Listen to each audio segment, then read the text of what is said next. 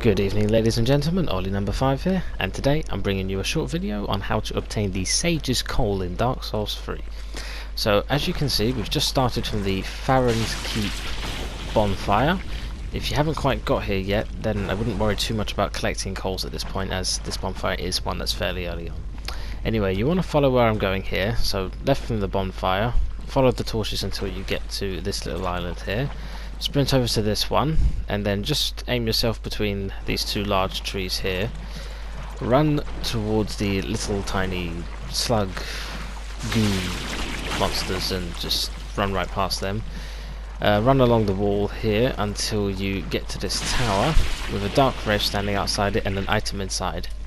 The item inside is the Sage's Coal, so if you fancy you can just run and grab that and then either try and run back to the bonfire or just let the Darkwraith kill you. It's totally up to you how you handle this. Or you can try and kill the Darkwraith, as they do drop some pretty sweet loot which I'll explain later.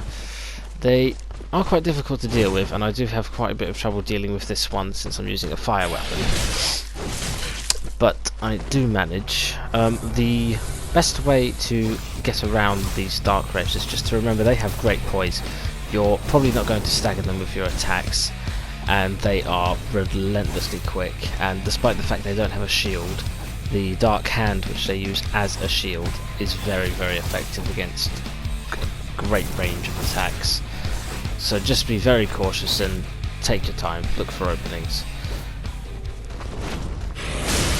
Our fight comes to quite a dramatic end there, both going for a kind of final slash. I felt like I earned those 2 cracked eye orbs.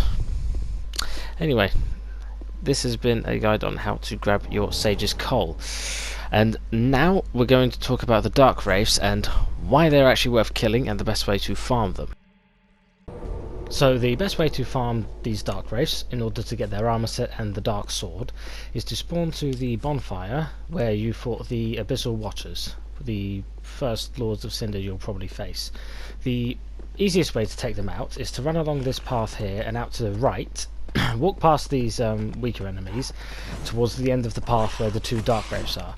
Draw their aggro and then run back towards the bonfire, and the Darkwraiths will start fighting with the lesser enemies, and normally this will take out one of the Darkwraiths and then leave one left for you to deal with.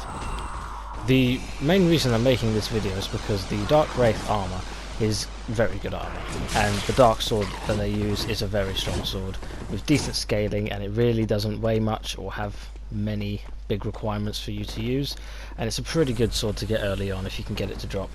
I would like to point out that in doing this I got the entire Darkwraith armor set before I got my Dark Sword, way before. I got the helmet, the gloves, the torso, the legs, everything.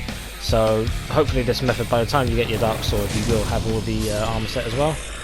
So here I am getting the sword, and now we'll just go through some of the basic attacks. The Dark Sword is a very much single target focused sword. As you can see here, the R1 attack is very single target focused, but very quick and very powerful. The heavy attack, if you press it once, is a spin like so, and press it again and you'll bring the sword down on your enemy hard. The L2 ability is Stomp. You'll stomp onto the floor, and during this time your poise will be greatly increased until you press R2 and bring the sword up in a big swift motion like that. This is very good, especially for PvP. If you're facing someone straight on, they can't stagger you and you can do a great deal of damage right back at them. Despite this not being a very common drop, the reason I say it's a very good early on sword is because you only need a 16 in strength and a 15 in dexterity to wield it, which if you're playing a knight kind of character you'll probably have those stats already, so you'll be able to use it. It scales C with strength and D with dexterity, and should you choose to use your materials and upgrade this weapon, that will only increase. Also, the Dark Sword only weighs 4.5 towards your equip load, so it's not going to hinder you. Well, that's been a video on how to find the Sage's Coal, how to get the Darkwraith armor and sword, and the best way to farm them. Well, that's all from me. Thank you very much for watching. Feel free to leave a comment. If you like this video, please give it a like, and I'll see you next time.